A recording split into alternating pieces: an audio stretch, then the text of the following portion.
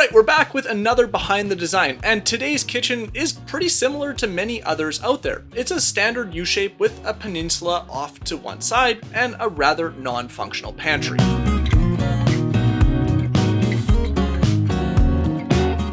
The goal for this kitchen was threefold: increase the amount of functional prep space, i.e. more countertop room, create better storage, now importantly, more does not necessarily mean better, and finally, update the overall aesthetic of the kitchen.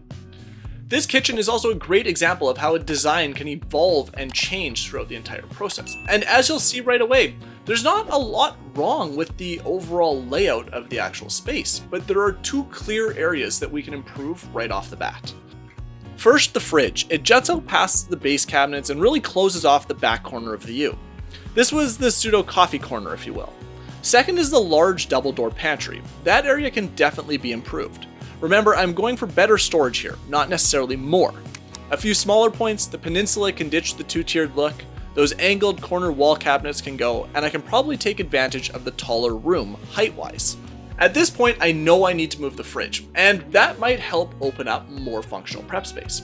However, one of the other caveats of this design is we also need to find a permanent home for the coffee maker that was hidden or tucked away somewhere in the overall design.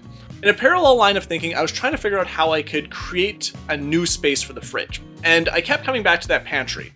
That double door, kind of closed in, large storage space, but relatively unorganizable, and how it could be improved. So I was thinking if we could wipe that out, instead opting for some high pantry style cabinets, we might have enough room to move the fridge over there. In the first iteration, I opted to use the old fridge area as a new appliance garage. This created a home for the coffee maker and its associated accessories.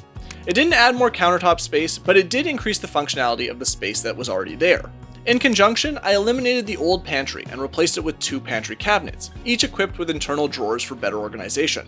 This also achieved the other goal of relocating the fridge. I'll get into the rest of the kitchen in a bit, so we're going to ignore that for now and just focus on these two areas. So after presenting this design to the client and some back and forth, we both settled on the fact that the appliance garage didn't feel quite right. However, there was some success in opening up that pantry space, swapping the built-in style closet, if you will, for high cabinets and relocating the fridge. So we were moving in the right direction overall.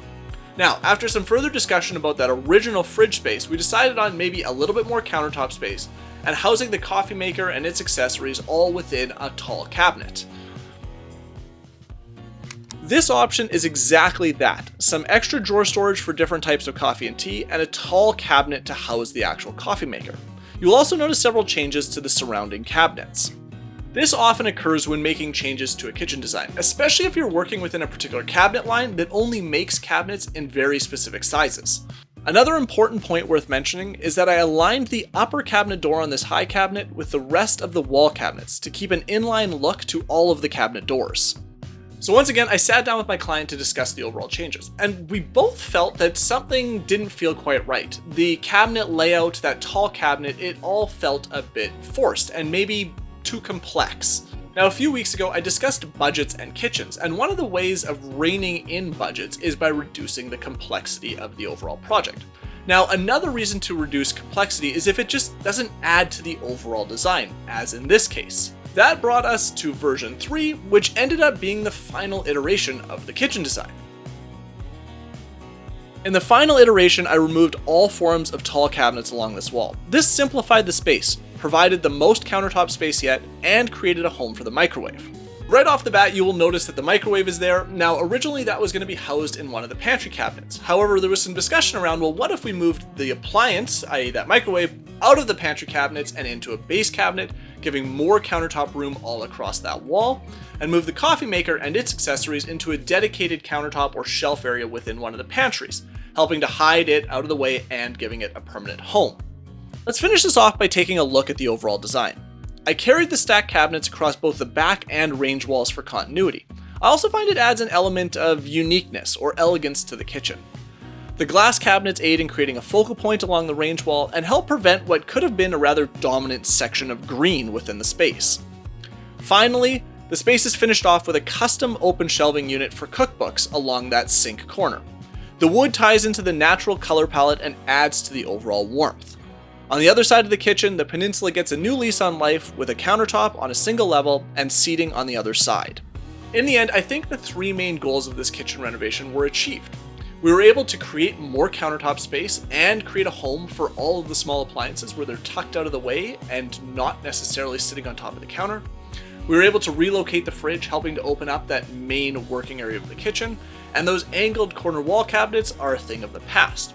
Last but not least, the Benjamin Moore pewter green cabinets, the black hardware, and the white appliances all help to give the new kitchen an updated transitional aesthetic. I think this kitchen is also a great example of how moving the appliances can be a worthwhile endeavor, especially if it's going to help improve the overall space. So it's something that maybe it's worth considering allocating some of your budget to doing so. If you have any particular comments or questions about the cabinet layout, the storage options included, and why certain things were done a certain way, or heck, even what you would have done differently, make sure to let me know down below. Thanks a ton for watching. Until next time, bye-bye.